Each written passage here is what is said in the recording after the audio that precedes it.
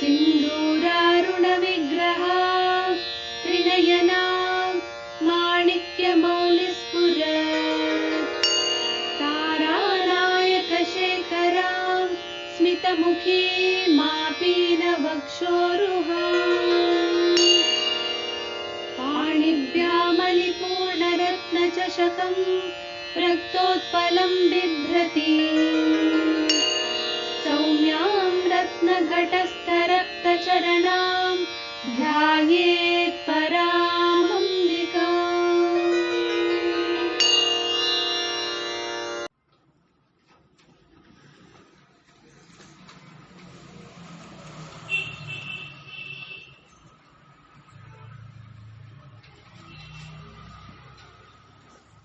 ದೇವಿ ಶರೀರದ ಒಳಗೆ ತಾನು ಸರ್ವ ಸಾಮರ್ಥ್ಯವುಳ್ಳವಳಾಗಿ ಇದ್ದು ಯಾವುದೇ ವಿಧವಾದ ಅನುಭವ ಇಲ್ಲದಂತೆ ಸಾಧಾರಣವಾದ ಒಂದು ಪಶುವಿನಂಥ ಬದುಕು, ಅಂದರೆ ಊಟ, ನಿದ್ದೆ, ತಿಂಡಿ ಇತ್ಯಾದಿಗಳ ಬದುಕು, ವಸ್ತ್ರ, ಒಡವೆ ಇತ್ಯಾದಿಗಳ ಒಂದು ಬದುಕಿನಲ್ಲಿ ತನ್ನನ್ನು ತಾನು ತೊಡಗಿಸಿಕೊಂಡಿದ್ದಾಗ ಯಾವ ಒಂದು ಶಕ್ತಿ ತಾನು ಸುಪ್ತವಾಗಿತ್ತೋ ಆ ಶಕ್ತಿ ದೇವಿ ಒಂದು ಕೃಪೆಯಿಂದ, ದೇವಿಯಿಂದ ಬಲಗೊಂಡು ಅದು ಮೇಲೆದ್ದಾಗ ಯಾವ ಒಂದು ಪ್ರಾಣ ಅಪಾನಗಳನ್ನು ನಾವು ನಿಗ್ರಹ ಮಾಡಿ, ಪ್ರಾಣ ಅಪಾನಗಳು ಸುಷುಮ್ನೆಯನ್ನ ಪ್ರವೇಶಿಸಿದಾಗ ಆ ಪ್ರಾಣ ಅಪಾನಗಳ ಸುಷುಮ್ನಾ ಪ್ರವೇಶದಿಂದ ಮೇಲೆದ್ದಂಥ ಒಂದು ಮೂಲಾಧಾರ ಅಂತರ್ಗತವಾದ ಶಕ್ತಿ, ಆ ಮೂಲಾಧಾರದಲ್ಲಿದ್ದಂಥ ಶಕ್ತಿ ಮೇಲೆದ್ದ ಗಳಿಗೆಯಲ್ಲಿ ನಾನು ಅನ್ನುವುದು ಪ್ರಪಂಚ ಅಲ್ಲ, ನಾನೊಂದೇ ಪ್ರಪಂಚ ಅಲ್ಲ, ನನ್ನಿಂದನೇ ಪ್ರಪಂಚ ಅಲ್ಲ ಅನ್ನುವಂಥ ಒಂದು ಸಣ್ಣ ಬೆಳಕು, ಸಣ್ಣ ಅರಿವು ನಮ್ಮೊಳಗೆ ಬರುತ್ತೆ. ಆದ್ರಿಂದ ಪರಮಾತ್ಮ ಅನ್ನೋದು ಒಂದಿದೆ, ಆ ಪರಮಾತ್ಮನನ್ನ ನಾನು ಪೂಜಿಸಬೇಕು, ಆರಾಧಿಸಬೇಕು ಅನ್ನುವ ಒಂದು ಭಾವ ಮನಸ್ಸಿನಲ್ಲಿ ಬರುತ್ತೆ. ಅಲ್ಲಿಂದ ಮುಂದಕ್ಕೆ ಯಾವ ರೀತಿ ಪೂಜಿಸಬೇಕು, ಹೇಗೆ ಆರಾಧಿಸಬೇಕು, ಏನ್ ಮಾಡಬೇಕು, ಅದಕ್ಕೆ ಯಾರ ಹತ್ರ ಹೋಗ್ಬೇಕು, ಗುರುವಿನ ಹತ್ರ ಹೋಗ್ಬೇಕು, ಸತ್ಸಂಗ ಮಾಡಬೇಕು. ಆ ರೀತಿಯಲ್ಲಿ ಬೆಳೀತಾ ಬೆಳೀತಾ ಹೋದಾಗ ಅದು ಮೂಲಾಧಾರದಿಂದ ಸ್ವಾಧಿಷ್ಠಾನದವರೆಗೆ ಬರುತ್ತೆ. ಅದರಿಂದ ಮತ್ತೆ ಬಲವನ್ನ ಗಳಿಸ್ಕೊಳ್ತಾ, ಇದನ್ನೆಲ್ಲ ನೋಡಿ ಕಪಿಲ ದೇವಹೂತಿಗೆ ವಿವರಿಸುವಾಗ ಹಂತ ಹಂತವಾಗಿ ವಿವರಿಸಿದ್ದಾನೆ. ಅಮ್ಮ, ಹೇಗೆ ಸತ್ಸಂಗ ಇದನ್ನ ಕೆಲಸ ಮಾಡುತ್ತೆ, ಸತ್ಸಂಗದಿಂದ ಆಗುವಂಥ ಲಾಭ ಏನು, ಅದರಿಂದ ಮೊದಲಿಗೆ ನಾನೇ ಅಲ್ಲ ಅನ್ನುವುದನ್ನ ಅರ್ಥ ಮಾಡ್ಕೊಳ್ಳಕ್ಕೂ ಒಂದು ಸಂಘ ಬೇಕು. ಆ ಸಂಘದಲ್ಲಿ ಹೋಗ್ತಾ ಹೋಗ್ತಾ ಹೋಗ್ತಾ ಒಂದು ದಿನ ಗೊತ್ತಾಗತ್ತೆ, ಓಹೋ ನಾನು ಏನೋ ಪ್ರಪಂಚ ಅಂತ ಅನ್ಕೊಂಡಿದ್ದೆಪ್ಪ, ಇಷ್ಟೇ ಪ್ರಪಂಚ ಅನ್ಕೊಂಡಿದ್ದೆ, ಇದಲ್ಲ, ಇದಕ್ಕಿಂತ ಮೇಲೊಂದು ಪ್ರಪಂಚ ಇದೆ, ನಾನು ಅನ್ಕೊಂಡಿದ್ದಷ್ಟೇ ಅಲ್ಲ ಅನ್ನುವ ಅರಿವು ಬರುತ್ತೆ. ಎಲ್ಲಿಯವರೆಗೆ ನಾವು ಶರೀರವನ್ನೇ ಭಾವಿಸಿಕೊಂಡಿದ್ದೇವೆ ಅಲ್ಲಿಗೆ ಅನ್ನಮಯ, ನಾವು ನಿನ್ನೆ ನೋಡಿದಂತೆ ಆ ಅನ್ನಮಯವನ್ನ ಉತ್ಕ್ರಮಿಸಿ ಒಳಗೆ ಬಂದಾಗ ಗೊತ್ತಾಯ್ತು, ಅಯ್ಯೋ ಮನಸ್ಸು ಅನ್ನೋದೊಂದಿದೆ, ಹಾಗೆ ಪ್ರಾಣ ಅನ್ನೋದು ಒಂದಿದೆ, ನಾನು ಇದನ್ನು ತಿಳ್ಕೊಂಡೇ ಇಲ್ಲ. ಪ್ರಾಣ ಅನ್ನೋದಿದೆ ಅಂತ ತಿಳ್ಕೊಂಡಿಲ್ಲ ಅಂದ್ರೆ ಪ್ರಾಣ ಅಂತ ಇರೋದಿದೆ ಅನ್ನೋದು ಗೊತ್ತಿದೆ, ಯಾಕೆಂದ್ರೆ ಪ್ರಾಣ ಇರೋದ್ರಿಂದ ಚಟುವಟಿಕೆ ಇದೆ, ಪ್ರಾಣ ಹೊರಟೋಗುತ್ತೆ ಅನ್ನೋ ಭಯಕ್ಕೆ ಏನೇನೋ ಮಾಡ್ತಾ ಇದ್ದೀವಿ. ಆದ್ರೆ ಆ ಪ್ರಾಣವನ್ನ ನಾವು ಗಮನಿಸಿಕೊಂಡು, ಪ್ರಾಣದಿಂದ ಈ ಶರೀರದ ಒಳಗೆ ಏನಾಗ್ತಾ ಇದೆ, ಆ ಪ್ರಾಣದಿಂದ ಆಗುವಂಥ ಲಾಭ ಏನು, ಅದನ್ನ ಗಮನಿಸಿಕೊಂಡು ಬದುಕುವಂಥ ಬದುಕಿಗೆ ನಮ್ಗೇನು ಬೇಕು, ಸಂಘ ಬೇಕು. ಅದನ್ನ ತಿಳ್ಕೊಂಡು ಅದಕ್ಕೆ ಬಂದು ಎಲ್ಲಿ ಹೋದ್ರೆ ಇದೆಲ್ಲ ನಮಗೆ ಸಿಕ್ಕತ್ತೋ ಅಂತ ಒಂದು ಆಶ್ರಯಕ್ಕೆ ಬಂದು ಸೇರ್ಕೊಳ್ಳೋದು. ಅದು ಆ ಭಾವ ಸ್ವಾಧಿಷ್ಠಾನವನ್ನು ಮುಟ್ಟಿದಾಗ ಬರುತ್ತೆ. ಅಲ್ಲಿಂದ ಮುಂದಕ್ಕೆ ನಾವು ಮಣಿಪುರವನ್ನ ಪ್ರವೇಶ ಮಾಡ್ತೀವಿ ಅಂದ್ರೆ ಆಗ ನಮಗೆ ಗೊತ್ತಾಗುತ್ತೆ, ಈ ಪ್ರಾಣ ಎಂಬುದು ಕೂಡ ಚಟುವಟಿಕೆಯಲ್ಲಿ ತೊಡಗಬೇಕಾದ್ರೆ ಮನಸ್ಸು ಬುದ್ಧಿಗಳ ಒಂದು ಕೆಲಸನೂ ಇದೆ ಅಂತ. ಹಾಗೆ ಅಲ್ಲಿ ಎಲ್ಲಿಗೆ ಸ್ವಾಧಿಷ್ಠಾನವನ್ನ ದಾಟಿ ನಾವು ಮಣಿಪುರದ ಒಳಗೆ ಬರೋ ವೇಳೆಗೆ ನಮಗೇನಾಯಿತು, ಈ ಶರೀರದ ಮೇಲಿನ ಅನ್ನಮಯದ ಪ್ರಾಣಮಯದ ಬದುಕಿನ ಒಂದು ಗಂಟು ಬಿಚ್ಚಿಕೊಳ್ತು. ಆದ್ರಿಂದ ನಾವಿವಾಗ ಮೇಲಕ್ಕೆ ಹೋಗುವ ಒಂದು ಬುದ್ಧಿ ಬಂತು.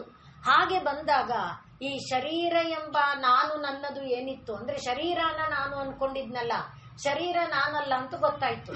ಆಮೇಲೆ ಪ್ರಾಣ ನಾನು ಅನ್ಕೊಂಡೆ, ಮನಸ್ಸು ನಾನು ಅನ್ಕೊಂಡೆ, ಆಮೇಲೆ ಗೊತ್ತಾಯ್ತು ಪ್ರಾಣ ಮನಸ್ಸು ನಾನಲ್ಲ ಅಂತ. ಮತ್ತೆ ಅಲ್ಲಿಂದ ಮೇಲಕ್ಕೆ ಹೋಗುವಂತ ಪ್ರಯತ್ನ ಮಾಡುವಾಗ ಬುದ್ಧಿ, ಇಂದ್ರಿಯ, ಅಂತಃಕರಣ, ಚಿತ್ತ ಇವೆಲ್ಲ ಅನ್ಕೊಂಡಿದ್ನಲ್ಲ, ಅದರಿಂದ ನನಗೇನಾಗ್ತಿತ್ತು? ಶರೀರ ಶರೀರ ಶರೀರ ಶರೀರಗಳು ಬರ್ತಾ ಇತ್ತು. ಆದ್ರಿಂದ ಅದು ಸ್ಥಿತಿಗೆ ಕಾರಣ, ಅಂದ್ರೆ ಈ ಪ್ರಪಂಚದಲ್ಲಿ ಜೀವಗಳು ಇರೋದಕ್ಕೆ. ಆದ್ರಿಂದ ಆ ವಿಷ್ಣು ಎಂಬ ಗಂಟು ಕೂಡ ಈಗ ಬಿಟ್ಟು ಹೋಯಿತು. ಎಲ್ಲಿಗೆ? ಅನಾಹತಕ್ಕೆ ನಾವು ಬಂದಾಗ.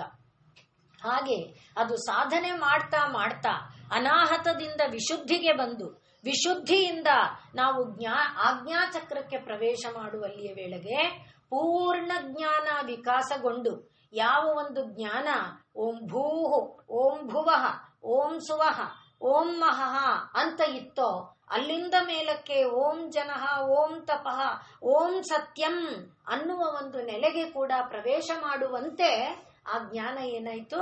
ಬೆಳೀತಾ ಹೋಯಿತು, ಪ್ರಕರ್ಷ ಆಗ್ತಾ ಹೋಯಿತು. ಹಾಗೆ ಬಂದಾಗ ಯಾವಾಗ ಅದು ಆಜ್ಞಾಚಕ್ರದಲ್ಲಿ ನೆಲೆ ನಿಂತ್ಕೊಳ್ತು, ಅಲ್ಲಿ ಅದು ಲೋಕಗುರುವಾದಂಥ ಕೃಷ್ಣಂ ಒಂದೇ ಜಗದ್ಗುರುಂ ಅನ್ನುವಂಥ, ಕೃಷ್ಣಂ ಒಂದೇ ಅಂದಾಗ ವಸುದೇವ ದೇವಕಿಯರ ಮಗನಾದ ಕೃಷ್ಣ ಅಲ್ಲ, ಸಚ್ಚಿದಾನಂದ ಸ್ವರೂಪಿಯಾದ ಯಾವ ಪರಮಾತ್ಮ ಸಕಲ ಜೀವಗಳನ್ನ ತನ್ನ ಕೊಳಲಾಗಿ ಮಾಡಿಕೊಂಡು, ಸಕಲ ಜೀವಗಳಿಗೆ ತನ್ನ ಪ್ರಾಣವನ್ನ ತುಂಬಿ, ಅದನ್ನ ತನ್ನ ಇಷ್ಟದಂತೆ ವಿವಿಧವಾದ ರಾಗಗಳಿಂದ ರಂಜಿಸಿಕೊಳ್ತಾ ಇದ್ದನೋ ಅಂಥ ಪರಮಾತ್ಮ ಜ್ಞಾನ, ಅಖಂಡ ಮಂಡಲಾಕಾರವಾಗಿರುವಂಥ ಪರಮಾತ್ಮನ ಜ್ಞಾನ, ಈ ಒಂದು ಜ್ಞಾನವನ್ನ ಆಜ್ಞಾಚಕ್ರದಲ್ಲಿ ಪಡೆದಾಗ ಏನಾಯ್ತು? ರುದ್ರಗ್ರಂಥಿ. ಆದ್ರಿಂದೇ ಸತತ ಗಣನಾಥ ಅನ್ನುವ ಒಂದು ಇದರಲ್ಲಿ ಕೃತಿಯಲ್ಲಿ ಪುರಂದರದಾಸರು ಹೇಳ್ತಾರೆ, ಮುಕುತಿ ಪಥಕ್ಕೆ ಮನವೀವ ಮಹರುದ್ರ ದೇವರು. ಅಂದ್ರೆ ನಮ್ಮನ್ನ ಈ ಬಂಧನದಿಂದ ಕಳಚಿಕೊಂಡು ಹೋಗುವುದಕ್ಕೆ ಬುದ್ಧಿಯನ್ನ ಕೊಡೋರು ಯಾರು? ಮಹಾರುದ್ರ. ಆ ರುದ್ರ ಗ್ರಂಥಿ ಕೂಡ ಈಗ ಹೊರಟೋಯ್ತು. ರುದ್ರ ಗ್ರಂಥಿ ಹೋಗಿದ್ದರಿಂದ ನಾನು ಅನ್ನೋದನ್ನ ನಾನು ಎಲ್ಲ ತಿಳ್ಕೊಂಡಿದ್ದೆ. ಏನೀಗ ಜ್ಞಾನ ಬಂದಿದೆ? ನಾನು ಜಾಗೃತಲ್ಲ, ನಾನು ಸ್ವಪ್ನ ಅಲ್ಲ, ನಾನು ಸುಷುಪ್ತಿ ಅಲ್ಲ, ನಾನು ವಿಶ್ವನಲ್ಲ, ತೈಜಸನಲ್ಲ, ಪ್ರಾಜ್ಞನಲ್ಲ, ಎಲ್ಲ ತಿಳ್ಕೊಂಡಿದ್ದೇನೆ ಅಂತ ಇದ್ರೆ ಆ ತಿಳ್ಕೊಂಡಿದ್ದೇನೆ ಅನ್ನೋದೇ ಗಂಟು. ಆ ಗಂಟು ಕೂಡ ಕತ್ತರಿಸಿ ಹೋಯ್ತು. ಎಲ್ಲಿ? ರುದ್ರ ಗ್ರಂಥಿ. ರುದ್ರ ಗ್ರಂಥಿ ವಿಭೇದನ ಆದಾಗ ಅಷ್ಟನ್ನ ನಾವು ಗಮನಿಸಿಕೊಂಡಿದ್ವಿ. ಹಾಗೆ ಆ ರುದ್ರಗ್ರಂಥಿ ಭೇದ ಆದ ನಂತರ ಇನ್ನು ಮತ್ತೆ ಪ್ರಪಂಚಕ್ಕೆ ಬರುವುದಕ್ಕೆ ವಿಷಯ ಇಲ್ಲ. ಮತ್ತೆ ಯಾವ್ಯಾವುದು ನಮ್ಮನ್ನ ಅಂಟಿಸ್ತಾ ಇತ್ತು? ಶರೀರನ ನಾನು ಅನ್ನೋದು ಅಂಟಿಸ್ತಾ ಇತ್ತು. ಶರೀರ ನಾನು ಅನ್ನುವ ಜ್ಞಾನವನ್ನ ಬಿಟ್ಟು ಮುಂದಕ್ಕೆ ಬಂದಿದ್ದೇವೆ. ಮನಸ್ಸು, ಬುದ್ಧಿ, ಅಹಂಕಾರಗಳು ನಾನು ಅಂತ ಇತ್ತು, ಅದು ಕೂಡ ಈಗ ಬಿಟ್ಟು ಮತ್ತೆ ಮೇಲಕ್ಕೆ ಬಂತು. ಪ್ರಾಜ್ಞಾ, ತೈಜಸ ನಾನು ಅಂತ ಇತ್ತು, ಅದೂ ಬಿಟ್ಟೋಯ್ತು. ಇವೆಲ್ಲ ಪ್ರಪಂಚಕ್ಕೆ ನಮ್ಮನ್ನ ಕಟ್ಟಿ ಹಾಕುವಂತ ಗಂಟುಗಳಾಗಿತ್ತು. ಅದೆಲ್ಲ ಒಂದೊಂದೇ ಒಂದೊಂದೇ ಬಿಡಿಸಿಕೊಳ್ಳುತ್ತಾ ಈಗೇನಾಗಿದೆ? ಅರಳಿಕೊಂಡು ಬಂದಿದೆ. ಅರಳಿದಾಗ ಏನಾಯ್ತು? ನಾವು ನಿನ್ನೆ ನೋಡಿದಂತೆ ಎಲ್ಲದರಲ್ಲಿ ಸಮಭಾವ ಬಂತು. ಅದನ್ನ ತಾನೇ ಸಮಯ ನಾವು ನೋಡಿದ್ದು. ಆದ್ರಿಂದ ಎಲ್ಲಾ ಜ್ಞಾನದಿಂದ ಕೂಡಿರುವಂಥ ವಿದ್ವಾಂಸನಲ್ಲಿ ಶುನಿಚೈವ ಶ್ವಪಾಕೇಚ ಬ್ರಾಹ್ಮಣೇ ಗವಿ ಹಸ್ತಿನಿ ಎಲ್ಲರಲ್ಲಿ ಒಂದನ್ನೇ ನೋಡುವಂಥ ಭಾವ ಯಾವುದು? ಆ ಒಂದು ನಾನು, ಅಹಂ. ಆ ನಾನು ಎಂಬುದೇ ಬ್ರಹ್ಮ ಅನ್ನುವ ಜ್ಞಾನ ಈಗ ನಮಗೆ ವಿಕಸಿತವಾಯಿತು. ಅದು ಬಂದಾಗ ಏನಿದೆ? ನಾವು ಅವತ್ತಿಂದ ನೋಡ್ತಾ ಇರುವ ಹಾಗೆ ಉದಯ ಅಸ್ತ, ಉದಯ ಅಸ್ತ ಇಲ್ಲ. ಈಗ ಯಾವಾಗ ನೋಡಿದರೂ ಕೂಡ ಆನಂದದ ಸಾಗರ ಅಲ್ಲಿದೆ. ಇಲ್ಲಿ ಆನಂದ ಆಯ್ತಪ್ಪ, ಸುಖ ಪಡ್ತಾ ಇದ್ವಿ. ಎಲ್ಲಾ ದಿನ ಸುಖ ಇಲ್ಲ, ಎಲ್ಲಾ ದಿನ ದುಃಖ ಇಲ್ಲ. ದುಃಖ ಕಳೆದು ಸುಖ ಬರುತ್ತೆ, ಸುಖ ಕಳೆದು ದುಃಖ ಬರುತ್ತೆ. ಆ ರೀತಿಯಾದಂಥ ಒಂದು ಸ್ಥಿತಿ ಈಗ ಇಲ್ಲ. ಯಾವಾಗಲೂ ಆನಂದಾಮೃತಿ, ಆನಂದ ಅಮೃತ. ಆ ಆನಂದಾಮೃತ ಆಸ್ವಾದನೆಯ ಒಂದು ನೆಲೆಯನ್ನ ಈಗ ಏರ್ತಾನೆ. ಆದ್ರಿಂದ ರುದ್ರಗ್ರಂಥಿಯನ್ನ ಭೇದಿಸಿಕೊಂಡು ಹೊರಟ ನಂತರ ಏರಿದ ಜಾಗ ಯಾವುದು? ಸಹಸ್ರಾರಾಂಬುಜಾರೂಢ. ಸಹಸ್ರಾರ. ಅರ ಅಂತ ಹೇಳಿದ್ರೆ ಗೆರೆಗಳು. ಗೆರೆಗಳು ಅಂದ್ರೆ ಒಂದು ಚಕ್ರಕ್ಕೆ ಏನಿದೆ? ಅನೇಕ ಗೆರೆಗಳಿದೆ. ಆ ಗೆರೆಗಳು ಯಾಕಿದೆ? ಚಕ್ರದ ಕೇಂದ್ರ ಬಿಂದುವನ್ನ ಆ ಸುತ್ತಿನೊಡನೆ ಸಂಪರ್ಕವನ್ನ ಕೊಡುವುದಕ್ಕೆ ಇದೆ.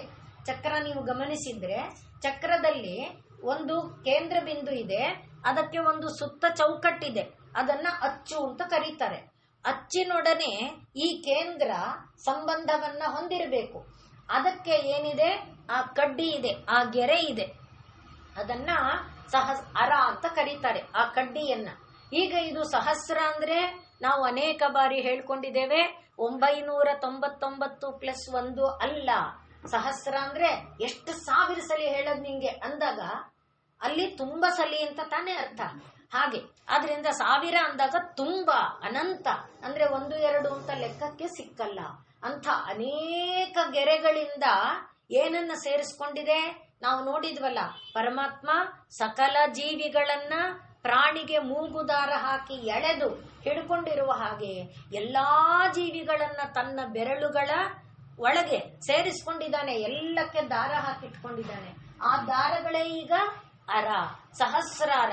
ಈಗ ನೋಡಿ ಅಖಂಡ ಮಂಡಲಾಕಾರ ಇಲ್ಲಿದೆ. ಆ ಅಖಂಡ ಮಂಡಲಾಕಾರವಾದಂಥ ಇದನ್ನ ವ್ಯಾಪ್ತಂ ಏನ ಚರಾಚರಂ ತತ್ಪದಂ ದರ್ಶಿತಂ ಏನ ತಸ್ಮೈ ಶ್ರೀ ಗುರವೇ ನಮಃ. ಇಲ್ಲಿ ಗುರುಸ್ಥಾನ ಅಂತ ನಾವು ನಿನ್ನೆ ಹೇಳ್ಕೊಂಡ್ವಲ್ಲ, ಆ ಗುರುವಿನ ಸ್ಥಾನ ಏನಂತ ತೋರಿಸ್ತು? ಸಾವಿರಾರು ಅರೆಗಳಿಂದ ಗೆರೆಗಳಿಂದ ಅದನ್ನ ಎಲ್ಲ ಕೋಟಿ ಕೋಟಿ ಜೀವಗಳು, ಚರಾಚರ ಜೀವಗಳನ್ನೆಲ್ಲ ದಾರ ಹಾಕೊಂಡು ಕಟ್ಕೊಂಡು ಇಲ್ಲಿ ಇದ್ದು ಇಲ್ಲಿಂದ ಎಲ್ಲಾ ಜೀವಿಗಳಿಗೆ ಅಮೃತವನ್ನ ಕೊಡ್ತಾ, ಎಲ್ಲ ಜೀವಿಗಳಲ್ಲೂ ಅಮೃತ ಇದೆ. ನಾನು ತಿಂತ ಇರೋದು ಅಮೃತ ಅನ್ನೋದು ಇಲ್ಲ ನನಗೆ. ಯಾಕೆ ನಾನು ತಿಂತ ಇರೋದು ಅಮೃತ ಅಂತ ಇಲ್ಲ ಅಂದ್ರೆ, ಅವ್ರ ತಟ್ಟೆಲಿರೋ ಅನ್ನ ಕಾಣಿಸ್ತಾ ಇದೆ, ಅವ್ರ ತಟ್ಟೆಲಿರೋ ಇಡ್ಲಿ ಕಾಣಿಸ್ತಾ ಇದೆ, ಇವ್ರ ತಟ್ಟೆಲಿ ಹೋಟೆಲಲ್ಲೂ ನೋಡಿ ಹೋಗಿ ಕೂತ್ಕೊಂಡ್ರೆ ಅವ್ರ ಇಷ್ಟ ಬಂದಿದ್ದ ಅವ್ರು ಆರ್ಡರ್ ಮಾಡ್ಕೊಂಡಿರ್ತಾರೆ. ನಮ್ಗೆ ಯಾಕೆ ಆ ತರ ಅನ್ಸಲ್ಲ. ಆಮೇಲೆ ನಾವು ಅದ ಆರ್ಡರ್ ಮಾಡಿ, ನಾವು ಇದು ಆರ್ಡರ್ ಮಾಡೋಣ, ಈ ರೀತಿ ಎಲ್ಲ ಎಲ್ಲಿವರೆಗೆ ಇರುತ್ತೆ ಅಲ್ಲಿವರೆಗೆ ಏನಾಗುತ್ತೆ? ಅದು ಅಮೃತ ಆಗೋಲ್ಲ. ಇಲ್ಲ, ತಟ್ಟೆಯಲ್ಲಿ ಇರೋದು ಒಂದು ಸಣ್ಣ ಬಿಂದುವು ಅಮೃತನೇ. ಹಾಗೆ ಒಳಗೆ ಪ್ರವೇಶ ಮಾಡಿದ್ದು ಪ್ರತಿ ಉಸಿರು, ನಾವು ಹಂಸನಲ್ಲಿ ನೋಡಿದ್ವಲ್ಲ, ಪ್ರತಿ ಉಸಿರು ಮೇಲೆ ಹೋಗಿ ಅಮೃತ ತರ್ತಾ ಇದೆ. ತಂದ ಅಮೃತವನ್ನ ಅಪಾನ ಕಿತ್ಕೊಳ್ತಾ ಇದೆ. ಅದು ತಂದು ಶರೀರದಲ್ಲೆಲ್ಲ ಕೊಟ್ಟಿದ್ದರಿಂದಾನೇ ಇಂದ್ರಿಯಗಳೆಲ್ಲ ಬಲವಾಗಿದೆ. ಹಾಗೆ ಮನಸ್ಸು ಬುದ್ಧಿಗಳಲ್ಲಿ ಪ್ರೇರಣೆ ಬರ್ತಾ ಇದೆ, ಕೆಲಸ ಮಾಡಬೇಕು ಅನ್ನುವ ಚಟುವಟಿಕೆ ಬರ್ತಾ ಇದೆ. ಇದೆಲ್ಲ ಬರ್ತಿರೋದು ಅದರಿಂದ. ಆ ಅಮೃತ ಇಲ್ಲ ಅಂತಾಗಿದ್ರೆ ನಾವು ಇರ್ತಿರ್ಲಿಲ್ಲ. ಆದ್ರೆ ನಮಗೆ ಆ ಪ್ರಜ್ಞೆ ಇಲ್ಲ. ನಾವು ಸೇವಿಸ್ತಾ ಇರೋದು ಅಮೃತ ಅನ್ನುವಂಥ ಪ್ರಜ್ಞೆ ಇಲ್ಲ. ಅದನ್ನ ಅದಕ್ಕೆ ಹೇಳಿದ್ದು ಮುಕುತಿ ಪಥಕ್ಕೆ ಮನವೀವ ಮಹಾರುದ್ರ ದೇವರು. ಅವರು ಅದನ್ನು ಬಿಡಿಸಿ ತೋರಿಸ್ಕೊಟ್ರು. ಈಗ ನಾವು ಮೇಲಿಂದ ಬಂದ್ವಲ್ಲ, ನಾನು ಶರೀರ ನಾನಲ್ಲ ಅಂತ ತಿಳ್ಕೊಂಡ್ವಿ, ಹಾಗೆ ಮನಸ್ಸು ಬುದ್ಧಿ ಅಹಂಕಾರ ನಾನಲ್ಲ ಅಂತ ತಿಳ್ಕೊಂಡ್ವಿ. ಹಾಗೆ ಮೇಲೆ ಮೇಲೆ ಬಂದಾಗ ನಮಗೆ ಗೊತ್ತಾಗಿದ್ದೇನು? ಎಲ್ಲ ಆ ಪರತತ್ವದ ದರ್ಶನ ಇಲ್ಲಿಂದ ಮೇಲಕ್ಕೆ ನಮಗೆ ಆಯ್ತು. ಆ ಅನುಭವ, ಅದರಿಂದ ನಮಗೆ ಗೊತ್ತಾಗಿದ್ದೇನಪ್ಪಾ ಅಂದ್ರೆ ಎಲ್ಲದರ ಜೊತೆಯಲ್ಲಿ ಆ ಪರಮಾತ್ಮನ ಗೆರೆ ಇದೆ. ಆದ್ರಿಂದ ಪರಮಾತ್ಮ ಅಲ್ಲದ್ದು, ಪರಮಾತ್ಮನದು ಅಲ್ಲದ್ದು, ಪರಮಾತ್ಮನಿಂದ ಅಲ್ಲದ್ದು ಅನ್ನೋದು ಏನೂ ಇಲ್ಲ ಅನ್ನುವುದರ ಅರಿವು ಅಲ್ಲಿ ಬಂತು. ಅದು ಸಹಸ್ರ ಆರ, ಎಲ್ಲದರೊಡನೆ ಅವನು ಗೆರೆ ಹಾಕೊಂಡು ಕಟ್ಟಿರೋದು ಅವನು ಕಾಣಿಸ್ತಾ ಇದೆ. ಅದು ನಮ್ಮಂತವರಿಗೆ ಕಾಣಬಹುದು, ಕಾಣದೇ ಇರಬಹುದು. ನಾವು ಶ್ರೀರಾಮಕೃಷ್ಣರ ಒಂದು ದೃಷ್ಟಾಂತವನ್ನ ನೋಡ್ತೇವೆ. ಕಾಶಿಯಲ್ಲಿ ಮರಣ ಹೊಂದಿದರೆ ಮುಕ್ತಿ ಅಂತ ಹೇಳ್ತಾರಲ್ಲ, ಹೇಗೆ ಕಾಶಿಯಲ್ಲಿ ಮರಣ ಹೊಂದಿದರೆ ಮುಕ್ತಿ ಅಂತ ಇದೆ ಶಾಸ್ತ್ರ ಗ್ರಂಥಗಳಲ್ಲಿ. ಶ್ರೀರಾಮಕೃಷ್ಣರು ಕಾಶಿಯಲ್ಲಿ ಇದ್ದಾಗ ಅವರಿಗೆ ಅದು ಕಾಣುತ್ತೆ. ಒಂದು ಶರೀರ, ಮೃತ ಶರೀರ ಬಂದ್ರೆ ಆ ಶರೀರವನ್ನ ಅಗ್ನಿಗೆ ಸಂಸ್ಕಾರ ಮಾಡ್ಬೇಕಲ್ಲ, ಅಗ್ನಿ ಸಂಸ್ಕಾರ. ಆಗ ಶಿವ ಬಂದು ಅದರ ಕಿವಿಯಲ್ಲಿ ಅಮೃತ ಹೇಳ್ತಾನಂತೆ, ಅಂದ್ರೆ ಅಮೃತದ ಮಾತನ್ನ ಹೇಳ್ತಾನಂತೆ. ಆಗ ಆ ಜೀವ ಆ ಸತ್ತ ಶರೀರದಿಂದ ಮೇಲೇಳುತ್ತಂತೆ. ಯಾವ ಶರೀರದಲ್ಲಿ ನಾವು ನೋಡಿದ್ದೇನೋ ಮನಸ್ಸು ಬುದ್ಧಿ ಅಹಂಕಾರ ಚಿತ್ತಗಳ ಗಂಟಿದೆಯೋ ಅದು ಸೂಕ್ಷ್ಮ ಶರೀರ ಅಂತ ಹೇಳಿದ್ವಿ. ಅದಕ್ಕೆ ಮುಂದಕ್ಕೆ ಪ್ರಾಜ್ಞಾ ತೈಜಸ ಇದನ್ನ ಕಾರಣ ಶರೀರ ಅಂತ ಹೇಳ್ಕೊಂಡ್ವಲ್ಲ. ಆ ಗಂಟನ್ನ ಅವನು ಕಿವಿಯಲ್ಲಿ ಹೇಳಿ ಶಿವ ಬಿಡಿಸ್ತಾನಂತೆ. ಹಾಗೆ ಆ ಶಿವ ಅದನ್ನ ಕೊಟ್ಟ ನಂತರ, ಆ ಅಮೃತವನ್ನ ಕೊಟ್ಟ ನಂತರ ಆ ಜೀವ ಏನಾಗುತ್ತೆ? ಶರೀರದ ಮೇಲಿನ ಮಮಕಾರವನ್ನು ಕಳ್ಕೊಳ್ಳುತ್ತಂತೆ.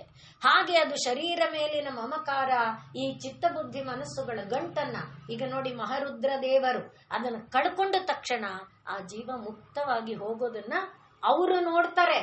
ಯಾರು? ಶ್ರೀರಾಮಕೃಷ್ಣರಿಗೆ ಆ ದರ್ಶನ ಕಾಣುತ್ತೆ. ಹಾಗೆ ಯಾವ ಯೋಗಿಯಾದವನು ಸಹಸ್ರಾರ ಚಕ್ರವನ್ನ ಮುಟ್ಟಿದ್ದಾನೆ ಅವನಿಗೆ ಕಾಣ್ತಾ ಇದೆ ಎಲ್ಲ ಜೀವಿಗಳ ಜೊತೆಯಲ್ಲಿ ಪರಮಾತ್ಮನ ನಂಟಿದೆ. ಎಲ್ಲಾ ಜೀವಿಗಳಿಗೆ ಪರಮಾತ್ಮ ಗೆರೆಯನ್ನ ಹಾಕೊಂಡಿದ್ದಾನೆ. ಆದ್ರಿಂದ ಅದು ಸಹಸ್ರಾರ.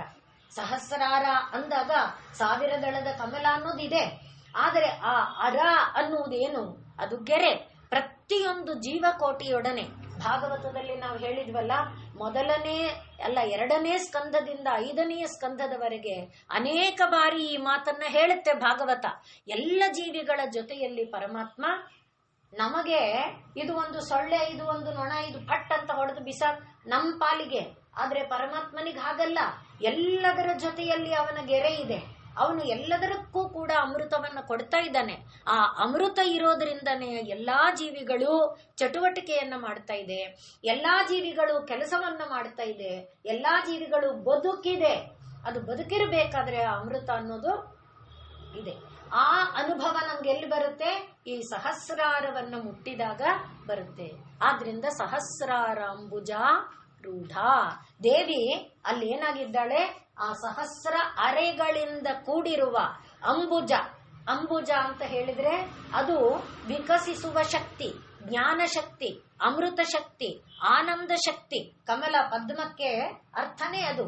ಆದ್ರಿಂದ ಆನಂದ, ಅಮೃತ, ವಿಕಾಸ ಇದು ನಿಲ್ಲಲ್ಲ, ಯಾವಾಗಲೂ ಅರಳಿಕೊಂಡೇ ಇರುತ್ತೆ. ನಾವು ಹೇಳಿದ್ವಲ್ಲ, ಇಲ್ಲಿ ಮುಟ್ಟಿದ ಮೇಲೆ ಏನಿಲ್ಲ, ಉದಯಾಸ್ತಗಳು ಇಲ್ಲ ಅಂತ. ಅಂಥ ಒಂದು ಸದಾ ವಿಕಸಿತವಾಗಿರುವಂತ ಒಂದು ಸ್ಥಿತಿ ಅದು ಸಹಸ್ರಾರ ಅಂಬುಜ. ಅದರಲ್ಲಿ ಆರೂಢ. ಎಲ್ಲಿಂದ ಆರೂಢಳಾದ್ಲು? ಇಲ್ಲಿ ಮೂಲಾಧಾರದಿಂದ ಮೇಲೆದ್ದು ಬಂದ್ಲಲ್ಲ, ಬಂದವಳು ಅಲ್ಲಿಗೆ ಹೋಗಿ ಈಗ ಆರೂಢ. ಸಹಸ್ರಾರ ಅಂಬುಜ ರೂಢ ಅಲ್ಲಿ. ಅದರಿಂದ ಈಗ ನಮಗೆ ಅಲ್ಲೇನ್ ಬರುತ್ತೆ? ಸುಧಾಸಾರಾಭಿ ವರ್ಷಿಣಿ. ಅಲ್ಲೇನು ಇದೆ? ಅಮೃತದ ಸಾರ. ಅಮೃತವೇ ಸಾರ. ಆ ಅಮೃತದ ಸಾರವನ್ನ ವರ್ಷಿಣಿ ಸುರಿಸ್ತಾ ಇರುವುದನ್ನ ಅನುಭವಕ್ಕೆ ತಂದುಕೊಳ್ಬಹುದು. ಈಗ ನಾ ಹೇಳಿದಂತೆ ಅವಳು ಅಲ್ಲಿ ಸುರಿಸ್ತಾ ಇರುವ ಆ ಅಮೃತದ ಮಳೆ, ಆಕಾಶದಿಂದ ಬಿದ್ದ ಮಳೆ, ನಿನಗ್ ಕೊಡ್ತೀನಿ ನನ್ ಕೊಡಲ್ಲ ಅನ್ನೋದನ್ನ ನಾವು ನೋಡ್ತೇವಾ? ಭೂಮಿಯ ಯಾವ ಜಾಗವನ್ನ ನೆನೆಸೋಲ್ಲ, ಅದು ಎಲ್ಲ ಜಾಗದ ಮೇಲೆ ಬಿಂದು ಬೀಳುತ್ತೆ ತಾನೆ. ಆ ರೀತಿ ಅವಳು ಬೀರ್ತಾ ಇರುವಂತ ಆ ಅಮೃತದ ಹನಿ, ಬಿಂದು ಬಿಂದು ಹನಿ ಅದು ಅಲ್ಲಿ ಗೊತ್ತಾಗ್ತಾ ಇದೆ. ಆದ್ರಿಂದಲೇ ಸುಧಾಧಾರಾ ಸಾರೈಹಿ ಅನ್ನುವ ಸೌಂದರ್ಯ ಲಹರಿಯ ಮಾತಿನಲ್ಲಿ ಶಂಕರಾಚಾರ್ಯರ ಆ ಮಾತನ್ನು ಹೇಳ್ತಾ ಇದ್ದಾರೆ. ಚರಣಯುಗಲಾಂತರ್ಗಲಿತ ದೇವಿ ಅಲ್ಲಿಗೆ ಏರಿದ ಮೇಲೆ ಇಲ್ಲೇನಿದೆ? ಈಗ ಸಹಸ್ರಾರಾಂಬುಜ ಇದೆ, ದೇವಿಯ ಪಾದ ಹೀಗೆ ಕೆಳಗಿದೆ. ಆ ಪಾದದಿಂದ, ಯಾಕೆ ಅದು ಪಾದ? ಪಾದ ಅಂದ್ರೆ 1/4 ಅಂತ, ಅಂದ್ರೆ 4ನೇ 1 ಭಾಗ. ಅದನ್ನೇ ನಾವು ನೋಡಿರೋದೇನು? ಪಾದೋಸ್ಯ ವಿಶ್ವಭೂತಾನಿ. ಈ ವಿಶ್ವವಾಗಿರುವುದೆಲ್ಲ ಒಂದು ಪಾದ. ಆದ್ರಿಂದ ಅದು ಪಾದ. ಈ ಕಮಲ ಹೀಗಿದ್ರೆ, ಪಾದ ಒಂದು ಹೀಗೆ ಇಳಿಬಿದ್ದಿದ್ರೆ, ಆ ಪಾದದಿಂದ ಬಂದಿರುವಂತ ಕಿರಣಗಳು ಏನನ್ನು ಕೊಡ್ತಾ ಇದೆ? ಅಮೃತವನ್ನ ಸುರಿಸ್ತಾ ಇದೆ. ಆದ್ರಿಂದ ಸುಧಾಸಾರ ಆಸಾರ. ಆಸಾರ ಅಂದ್ರೆ ಮಳೆ. ಸುಧಾಸಾರ ಸಾರೈಹಿ ಚರಣಯುಗಲಾಂತರ್ಗಲಿತ ವಿಗಲಿತೈಹಿ. ಆ ನಿನ್ನ ಪಾದಾರವಿಂದಗಳಿಂದ ಅದು ಬೀಳ್ತಾ ಇದೆ. ಅದರಿಂದ ಏನ್ ಮಾಡ್ತಾ ಇದೀಯಾ? ಪ್ರಪಂಚಂ ಸಿಂಚಂತಿ. ಪ್ರಪಂಚಕ್ಕೆಲ್ಲ ಅಮೃತವನ್ನ ಸಿಂಪಡಿಸ್ತಾ ಇದ್ದಾಳೆ. ಯಾವ ಜಾಗವನ್ನು ಬಿಡದಂತೆ ಪ್ರಪಂಚದ ಮೇಲೆ ಸಿಂಪಡಿಸ್ತಾ ಇದ್ದಾಳೆ. ಆದ್ರಿಂದ ಪುನರಪಿ ರಸಾಮ್ನಾಯ ಮಹಸಃ ಅಂತ ಅಲ್ಲಿ ಹೇಳ್ತಾರೆ. ಅದನ್ನೇ ವೇದ ಮಂತ್ರ ಏನು ಹೇಳುತ್ತೆ? ನಾವು ಹಿಂದೆ ನೋಡಿದಂತೆ ಲೋಕಸ್ಯ ದ್ವಾರಮರ್ಚಿಮತ್ ಪವಿತ್ರಂ ಜ್ಯೋತಿಷ್ಮತ್ ಭ್ರಾಜಮಾನಂ ಮಹಸ್ವತ್. ಇಲ್ಲೂ ಏನಿದೆ ನೋಡಿ? ರಸಾಮ್ನಾಯ ಮಹಸಃ. ಇಲ್ಲೇನು ಹೇಳ್ತಾ ಇದ್ದಾರೆ? ಲೋಕಸ್ಯ ದ್ವಾರಂ, ಲೋಕದ ಬಾಗಿಲು ಅದು. ಇಲ್ಲಿ ಹೇಳಿದ್ದು ಅದೇ ತಾನೇ, ಪ್ರಪಂಚ. ಅದು ಲೋಕಸ್ಯ ದ್ವಾರಮರ್ಚಿಮತ್ ಪವಿತ್ರಂ, ಅದು ಜ್ಯೋತಿ ರೂಪವಾಗಿದೆ. ಅಂದ್ರೆ ಪ್ರತಿಯೊಂದು ಜೀವದೊಳಗೂ ಪರಮಾತ್ಮನ ಸ್ವರೂಪವಾದ ಜ್ಯೋತಿ ಅನ್ನುವುದು ಇದೆ. ಅದೇನಾಗಿದೆ? ಅರ್ಚಿಮತ್ ಜ್ಯೋತಿಷ್ಮತ್, ಎಲ್ಲದರ ಒಳಗೆ ಬೆಳಕಾಗಿದೆ. ಸೂರ್ಯನ ಕಿರಣ ಇಲ್ಲದ ಜಾಗ ಯಾವುದೂ ಇಲ್ಲ ತಾನೆ. ಸೂರ್ಯನ ಕಿರಣವನ್ನ ಹೊಂದದೆ ಪ್ರಾಣಿ ಯಾವುದೂ ಇಲ್ಲ ತಾನೆ. ಆದ್ರಿಂದ ಜ್ಯೋತಿಷ್ಮತ್ ಭ್ರಾಜಮಾನಂ ಮಹಸ್ವತ್, ಅರಳಿ ಅದೇನಾಗಿದೆ? ಬೆಳಕು, ಮಹತ್ತಾಗಿದೆ, ಪೂಜನೀಯವಾಗಿದೆ, ಗೌರವಾನ್ವಿತವಾದುದಾಗಿದೆ. ಆದ್ರಿಂದಲೇ ಪ್ರಪಂಚವನ್ನ ನಾವು ಗೌರವಿಸೋದೇ ಸಮಯಾಚಾರ ಎನ್ನುವ ಪೂಜೆ. ಅದನ್ನ ತಾಯಿ ಇಷ್ಟಪಡ್ತಾಳೆ. ಸಮಯಾಚಾರ ತತ್ಪರ, ಅದನ್ನು ಕೂಡ ನಾವು ನೋಡಿದ್ವು. ಆದ್ದರಿಂದ ಇಲ್ಲಿ ಲೋಕಸ್ಯ ದ್ವಾರಂ ಅರ್ಚಿಮತ್ ಪವಿತ್ರಂ ಜ್ಯೋತಿಷ್ಮತ್ ಭ್ರಾಜಮಾನಂ ಮಹಸ್ವತ್, ಆಮೇಲೇನು ಅಮೃತಸ್ಯ ಧಾರ ಬಹುಧಾ ದೋಹಮಾನಂ, ಅಲ್ಲಿ ಇದ್ದ ಮೇಲೆ ಅಮೃತದ ಧಾರೆಯನ್ನ ಅನಂತವಾಗಿ ಸುರಿಸ್ತಾ, ಹಸುವಿನ ಹಾಲನ್ನು ಕರೆದಂತೆ ಸುರಿಸ್ತಾ ಇದ್ದಾಳೆ. ಹಾಗೆ ಸುರಿಸ್ತಾ ಇರುವುದರಿಂದ ಚರಣನ್ನೋ ಲೋಕೆ ಸುಧಿತಾಂದಧಾತು, ನಿನ್ನ ಪಾದಾರವಿಂದ ಅಮ್ಮ ಅಥವಾ ನಿನ್ನ ಪಾದಾರವಿಂದ ಪರಮಾತ್ಮ ಏನನ್ನ ಕೊಡಬೇಕು? ನಾವು ಅಮೃತವನ್ನ ಉಂಡಿದ್ದೇವೆ ಅನ್ನುವ ತೃಪ್ತಿಯನ್ನ ಕೊಡಲಿ. ಸುಧಿತಾಂದಧಾತು, ಆ ತೃಪ್ತಿ ಇದ್ದು ಬಿಟ್ರೆ ನಿನ್ನ ತಟ್ಟೆ ಅವರ ತಟ್ಟೆ, ನಿನ್ನ ಮೈ ಅವರ ಮೈ, ನಿನ್ನ ಮೇಲಿನ ಒಡವೆ, ನಿನ್ನ ಮನೆ ಯಾವುದನ್ನು ನೋಡಲ್ಲ. ಅಲ್ಲಿರೋದೇನು? ಆನಂದ ಆನಂದ ಆನಂದ. ಹೀಗೆ ನೋಡ್ತಾ, ಹೀಗೆ ನೋಡುವಾಗ ಎಲ್ಲದರಲ್ಲಿರುವ ನಾನು ಅನ್ನುವುದನ್ನ ನೋಡ್ತಾ, ಆದ್ದರಿಂದ ಕಠ ಉಪನಿಷತ್ತು ಹೇಳುವಂತೆ ಹೊರಕ್ಕೆ ನಾವು ನೋಡ್ತಾ ಇರುವಲ್ಲಿಯವರೆಗೆ ಎಲ್ಲಾ ಕಾಣ್ತಾ ಇರುತ್ತೆ, ಅಲ್ಲಿರೋದೆಲ್ಲ ಬೇಕು ಬೇಕು ಬೇಕಾಗ್ತಾ ಇರುತ್ತೆ. ಯಾವಾಗ ಅದನ್ನ ಒಳಕ್ಕೆ ತಿರುಗಿಸ್ತೇವೆ ಹಾಗೆ ನಮಗೆ ಕಾಣೋದೇನು? ಅಮೃತ. ಆ ಅಮೃತ ಈಗ ನಮಗೆ ಎಲ್ಲಿಗೆ ಬಂತು? ಈ ಮಹಾರುದ್ರ ದೇವರ ಕೃಪೆಯಿಂದ ಸಹಸ್ರಾರಾಂಬುಜಾರೂಢ ಆದ ನಂತರ ಸುಧಾಸಾರ ಅಭಿವರ್ಷಿಣಿ, ಆ ಸುಧೆಯ ಅಮೃತದ ಆಸಾರ ಅದು ಬೀಳ್ತಾ ಇದೆ. ಪ್ರಪಂಚಂ ಸಿಂಚಂತಿ, ಪ್ರಪಂಚವನ್ನೆಲ್ಲ ಅದರಿಂದ ಮುಳುಗಿಸಿ ಬಿಟ್ಟಿದೆ. ಅದನ್ನೇ ಮತ್ತೂ ಒಂದು ಇದರಲ್ಲೂ ಕೂಡ ಕಿರಂತಿ ಮಂಗೇಭ್ಯ, ಆ ಒಂದು ಶ್ಲೋಕದಲ್ಲೂ ಕೂಡ ಸೌಂದರ್ಯ ಲಹರಿಯಲ್ಲಿ ಅದನ್ನೇ ಹೇಳ್ತಾ ಇದ್ದಾರೆ. ನಿನ್ನ ಅವಯವಗಳಿಂದ ಕಿರಂತಿ ಹಂಚುತ್ತಾ ಇದೆಯೇ, ಹರಡುತ್ತಾ ಇದೆಯೇ. ಹಾಗೆ ಆ ದೇವಿ, ಆ ಪರಾಶಕ್ತಿ ಅಥವಾ ಪರಬ್ರಹ್ಮ ಏನಾಗಿದೆ? ನಮ್ಮೊಳಗೆ ಆ ಅಮೃತವನ್ನ ಹಂಚುತ್ತಾ ಇದೆ. ಆರಂಭದಲ್ಲಿ ನಾವು ಒಂದು ಉದಾಹರಣೆಯನ್ನ ನೋಡಿದ್ವಿ. ಏನದು? ದೀಪ ಚಲಿಸಲ್ಲ. ದೀಪ ಏನಾಗಿದೆ? ಒಂದು ಕಡೆ ಇದೆ. ಆದರೆ ದೀಪದ ಬೆಳಕು ಏನಾಗಿದೆ? ಎಲ್ಲಾ ಕಡೆಗೆ ಹರಡಿದೆ, ವ್ಯಾಪಿಸ್ತಾ ಇದೆ ಅಲ್ವಾ? ಹಾಗೆ ಈಗ ಬಲ್ಬ್ ಅಲ್ಲಿ ಮಾತ್ರ ಇದೆ, ಬಲ್ಬ್ ಎಲ್ಲ ಕಡೆ ಬಂದಿಲ್ಲ. ಆದ್ರೆ ಬಲ್ಬಿಂದ ಬೆಳಕು ಎಲ್ಲ ಕಡೆಯಲ್ಲಿದೆ. ಅಲ್ಲಿ ಬಲ್ಬ್ ಇಲ್ಲದೆ ಇದ್ರೂ ಅಲ್ಲಿಗೂ ಹೋಗುತ್ತೆ. ಹಾಗೆ ಅಂದ್ರೆ ಆ ಬೆಳಕು ಯಾವುದು? ಈಕೆ ಬ್ರಹ್ಮ ವಿದ್ಯಾ, ಶಕ್ತಿ ಎಂಬುದು ಬ್ರಹ್ಮ ವಿದ್ಯಾ, ಆ ಪರತತ್ವ ಎಂಬುದು ಬ್ರಹ್ಮ ಎಂಬುದು ದೀಪ, ಬ್ರಹ್ಮ ವಿದ್ಯಾ ಎಂಬುದು ಅದರ ಬೆಳಕು. ಹಾಗೆ ಈ ಒಳಗಿನಿಂದ ಎದ್ದಂಥ ಮೂಲಾಧಾರದಿಂದ ಮೇಲೆದ್ದಂಥ ಆ ಜ್ಞಾನ ಏನಾಯ್ತು? ಮೇಲೆ ಏರ್ತಾ ಏರ್ತಾ ಏರ್ತಾ ಒಂದೊಂದು ಬಲವನ್ನ ಪಡೀತಾ ಅತ್ಯಂತ ಬಲಶಾಲಿಯಾಗಿ ಅದು ಈ ರುದ್ರಗ್ರಂಥಿಯನ್ನು ಭೇದಿಸಿಕೊಂಡು, ಹೇಗೆ ಈ ಗ್ರಾವಿಟೇಷನಲ್ ಫೋರ್ಸ್ ಅನ್ನ ಕಿತ್ತು ಆ ಸ್ಯಾಟಲೈಟ್ ಮೇಲಕ್ಕೆ ಹೊರಟೋದ ಮೇಲೆ ಅದು ಹೇಗೆ ಮತ್ತೆ ಇದರ ಒಂದು ಸೆಳೆತಕ್ಕೆ ಬರೋದಿಲ್ಲ, ಆ ರೀತಿಯಾದ ಸೆಳೆತವನ್ನ ಮೀರಿದ ನೆಲೆಗೆ ಅದು ಸೇರ್ಕೊಂಡು ಬಿಡುತ್ತೆ. ಅಂಥ ಒಂದು ಅನುಭವವನ್ನ ಈಗ ಹೊಂದಬಹುದು. ಆ ದೇವಿಯ ಸ್ವರೂಪ ಈಗ ಎಂಥದ್ದು ಅಂತ ಕೇಳಿದ್ರೆ, ಒಬ್ಬ ಯೋಗಿಯಾದವನಿಗೆ, ಯಾರು ಇದನ್ನ ಅನುಷ್ಠಾನ ಮಾಡ್ತಾ ಇದ್ದಾನೆ ಆ ಯೋಗಿಯಾದವನಿಗೆ ಒಳಗೆ ಕಾಣುವ ಆ ಅನುಭೂತಿ ಎಂಥದಪ್ಪ ಅಂದ್ರೆ ಅಮೃತ ಅಮೃತ ಅಮೃತ, ಆನಂದ ತುಂದಿಲನಾಗಿರ್ತಾನೆ. ಆದ್ರಿಂದಲೇ ಅವನು ಇರುವಂಥ ಜಾಗದಲ್ಲಿ ಕ್ರೂರ ಪ್ರಾಣಿಗಳು ಕ್ರೌರ್ಯವನ್ನ ತೋರಿಸೋದಕ್ಕಾಗೋದಿಲ್ಲ. ಯಾಕೆಂದ್ರೆ ಅಮೃತ ಹರಿತಾ ಇದೆ. ಆ ಕ್ರೂರ ಪ್ರಾಣಿಗಳಿಗೂ ಇವನ ಒಂದು ತರಂಗಾಂತರದ ಪ್ರಭಾವದಿಂದ ಅಲ್ಲೂ ಕೂಡ ನಾನು ಅನ್ನುವ ಭಾವ ಅಳಿಸಿ ಹೋಗಿದೆ. ಆದ್ರಿಂದಲೇ ಋಷಿಕುಲಗಳಲ್ಲಿ, ಋಷ್ಯಾಶ್ರಮಗಳಲ್ಲಿ ನಮಗೆ ಪ್ರಾಣಿಗಳು ಆನಂದದಿಂದ ಇರುವಂತಹ ಒಂದು ಇದನ್ನ ನಾವು ನೋಡ್ತೇವೆ. ಕ್ರೂರ ಪ್ರಾಣಿಗಳು ಕೂಡ ದ್ವೇಷ ಇರುವಂತ ಪ್ರಾಣಿಗಳಲ್ಲೂ ಸ್ನೇಹ ಇರುವಂತೆ ಇರುವುದನ್ನ ನಾವು ಗಮನಿಸ್ತೇವೆ. ಹಾಗೆ ಅದಕ್ಕೆ ದೃಷ್ಟಾಂತವಾಗಿ ಅನೇಕ ಉದಾಹರಣೆಗಳು ಬರುತ್ತೆ ಋಷಿ ಆಶ್ರಮಗಳಲ್ಲಿ. ಒಂದು ದಿವಸ ಈ ವಿಷ್ಣುವನ್ನ ಮಲಗಿಸಿಕೊಂಡಿರೋದು ಯಾರು? ಶೇಷನಿಗೆ ತಾನು ವಿಷ್ಣುವಿಗೆ ಎಷ್ಟು ರೀತಿಯಲ್ಲಿ ಇದ್ದೀನಿ. ವಿಷ್ಣು ನಡ್ಕೊಂಡು ಹೋಗ್ತಾನೆ ಅಂದ್ರೆ ಅವನಿಗೆ ಛತ್ರಿಯಾಗಿ ಇರ್ತೀನಿ. ವಿಷ್ಣು ಕೂತ್ಕೋತಾನೆ ಅಂದ್ರೆ ಚೇರು ನಾನೇ, ಅವನಿಗೆ ಸುತ್ತಕೊಂಡು ಚೇರ್ ಹಾಕ್ತೀನಿ. ವಿಷ್ಣು ಮಲ್ಕೋತಾನೆ ಅಂದ್ರೆ ಹಾಸಿಗೆನೂ ನಾನು ಹಾಕ್ತೀನಿ. ನಾನಿಲ್ಲ ಅಂದ್ರೆ ವಿಷ್ಣು ಎಲ್ಲಿದ್ದಾನೆ ಅನ್ನೋ ಭಾವನೆ ಬಂತಂತೆ. ಆ ವೇಳೆಗೆ ಯಾವತ್ತೂ ಅವನಿಗೆ ಭಾರ ಆಗಿಲ್ವಂತೆ. ಇವತ್ತು ಭಾರ ತಡಿಯಕ್ಕೆ ಆಗ್ತಿಲ್ಲ. ವಿಲಿ ಒದ್ದಾಡ್ತಾ ಇದ್ದಾನೆ, ಭಾರ ತಡಿಲಾರದೆ. ಹಾಗೆ ಅವನು ಒದ್ದಾಡಿ ಒದ್ದಾಡಿ ಎಷ್ಟು ಕಷ್ಟಪಟ್ಟ ಅಂದ್ರೆ ಉಸಿರು ಕಟ್ಟು ಹಾಗಾಗ್ಬಿಡ್ತ ಅವನಿಗೆ ಅಂತ ಹೀಗೆ ಉಸಿರಾಡ್ತಾ ಇದ್ದಾನೆ. ಆದಿಶೇಷ ಮಾಮೂಲಿ ಅಲ್ಲ, ಶೇಷನ ಉಸಿರೇ ತಡೆಯಕ್ಕಾಗಲ್ಲ. ಅಂದ್ರೆ ಸರ್ಪದ ಉಸಿರು, ಅದೇ ನಾವು ನೋಡಿದ್ವಲ್ಲ ಅಮೃತ ಮಥನ ಕಾಲದಲ್ಲಿ, ಬೆಂಕಿ ಉಗುಳಿ ಈ ಕಡೆ ದೇವತೆಗಳಿರೋದು ಬಾಲದ ಕಡೆ, ಆದ್ರೆ ಅವರೇ ಸುಟ್ಟೋಗಾಯ್ತು. ಇನ್ನು ಬಾಯಿ ಕಡೆ ಇರೋರ್ ಕತೆ ಹೇಳಿ. ಇವನು ಶೇಷ, ಆದಿಶೇಷ, ಎಲ್ಲರನ್ನ ಮೀರಿದವನು, ಹೊತ್ತಿರೋನು. ಅವನು ಹೀಗೆ ಒದ್ದಾಡ್ತಾ ಬಾಯಲ್ಲಿ ಉಸಿರನ್ನ ಹಾಗೆ ಬಿಡ್ತಾ ಇದ್ದಾನಲ್ಲ, ಲೋಕಗಳು ತಲ್ಲಣಿಸಿ ಹೋಗ್ಬಿಡ್ತು. ಲೋಕಗಳೆಲ್ಲ ಒದ್ದಾಡ್ತಾ ಇದೆ. ಆಗ ದೇವತೆಗಳು ಬಂದ್ರು, ಬ್ರಹ್ಮ ರುದ್ರ ಎಲ್ಲರೂ ಬಂದ್ರು. ಯಾಕೆ ಶೇಷ ನಿನ್ಗೇನಾಯ್ತು, ಯಾಕೆ ನೀನ್ ಈ ತರ ಒದ್ದಾಡ್ತಾ ಇದೀಯ ಅಂತ. ಆಗ ವಿಷ್ಣು ಎಚ್ಚರಗೊಂಡಾಗ ಭಾರ ಕಡಿಮೆ ಆಯ್ತು. ಈಗ ಕೇಳ್ದ, ಏನಾಗಿತ್ತು?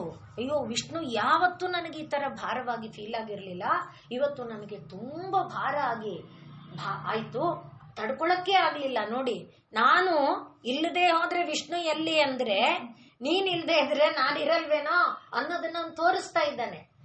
ಆಗ ವಿಷ್ಣು ಯಾಕಾಗಾದೆ ಅಂತ ಹೇಳಿದ್ರೆ, ನಾನು ಚಿದಂಬರದಲ್ಲಿ ಶಿವ ತಾಂಡವ ನೃತ್ಯ ಮಾಡ್ತಾ ಇದ್ದ.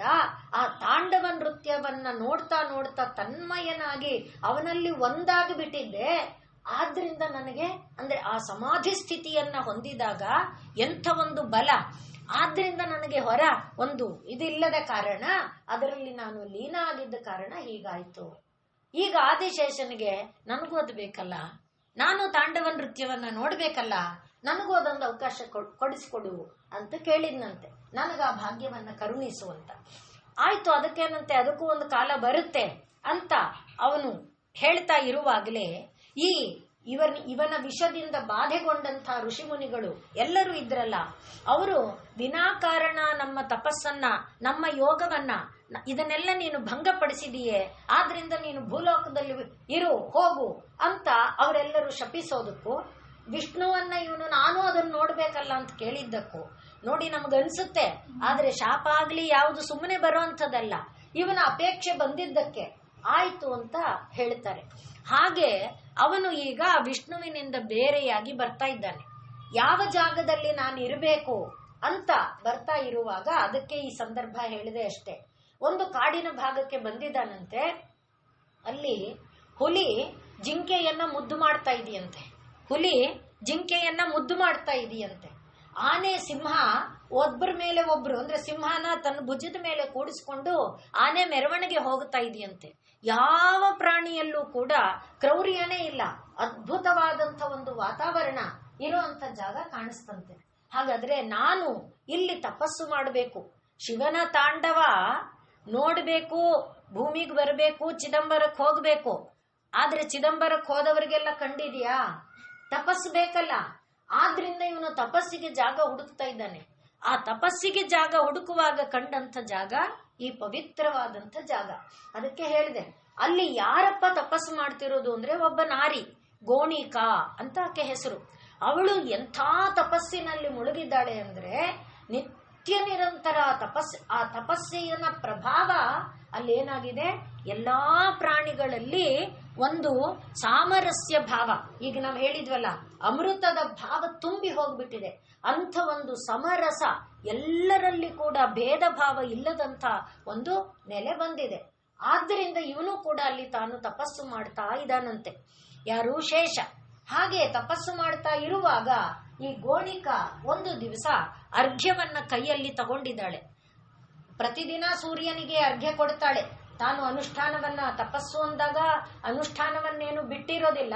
ಕೆಲವರು ಮಾತ್ರ ಸಮಾಧಿ ಸ್ಥಿತಿಯನ್ನ ಹೊಂದಿದಾಗ ನಾವು ಹೇಳ್ತೀವಲ್ಲ, ಹೃದಾಕಾಶೆ ಚಿದಾದಿತ್ಯ ಭಾಸತೆ ಚ ನಿರಂತರಂ. ಹೃದಯ ಎಂಬ ಆಕಾಶದಲ್ಲಿ ಜ್ಞಾನ ಎಂಬ ಸೂರ್ಯ ಸದಾ ಬೆಳಗುತ್ತಾ ಇದ್ದಾನೆ. ನಾಸ್ತಮೇತಿ ನೋದೇತಿ, ಉದಯಾಸ್ತಗಳಿಲ್ಲ. ಕಥಂ ಸಂಧ್ಯಾ ಮುಪಾಸ್ಮಹೆ, ಯಾರಿಗೆ ಸಂಧ್ಯಾ ಮಾಡುವುದು, ಯಾರಿಗೆ ಸಂಧ್ಯಾ ವಂದನೆ?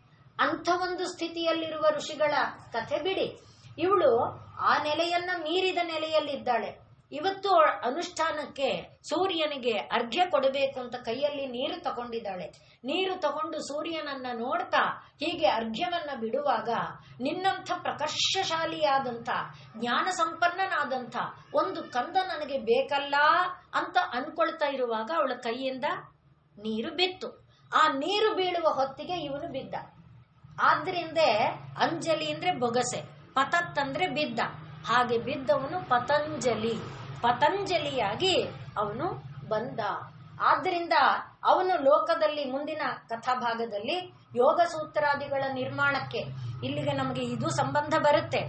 ಆ ಯೋಗ ಸೂತ್ರವನ್ನ ಅವನು ಆ ರೀತಿಯಲ್ಲಿ ಶಿವನಿಂದ ಅನುಗ್ರಹವನ್ನ ಪಡೆದು ವ್ಯಾಕರಣ ಶಾಸ್ತ್ರವನ್ನ ಸೂರ್ಯನ ಇದರಿಂದ ಬಂದಿದ್ರಿಂದ ಪಾಣಿನಿ ಆಚಾರ್ಯರು ಬರೆದ ವ್ಯಾಕರಣ ಶಾಸ್ತ್ರಕ್ಕೆ ಒಂದು ಭಾಷ್ಯವನ್ನ ಬರೆದವನಾಗಿ, ಶಿವನಿಂದ ಜ್ಞಾನವನ್ನ ಪಡೆದವನಾಗಿ, ಯೋಗ ಸೂತ್ರವನ್ನ, ಯೋಗ ಅಂದ್ರೆ ಶಿವ, ಶಿವ ಅಂದ್ರೆ ಯೋಗ, ಯೋಗೇಶ್ವರ, ಅದನ್ನ ಅವನು ಪಡೆದವನಾಗಿ. ಎಂಥ ಒಂದು ಅದ್ಭುತ ಇದು.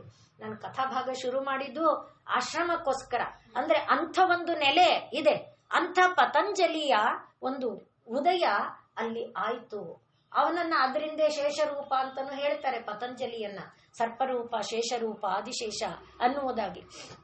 ಇಲ್ಲಿ ಮುಖ್ಯವಾಗಿ ನಾವು ಗಮನಿಸಬೇಕಾದ್ದು ಆ ಆನಂದಾಮೃತದ ಒಂದು ನೆಲೆಯನ್ನ ಮುಟ್ಟುಬಿಟ್ಟಾಗ ಏನಿಲ್ಲ, ಭೇದ ಭಾವಗಳಿಲ್ಲ.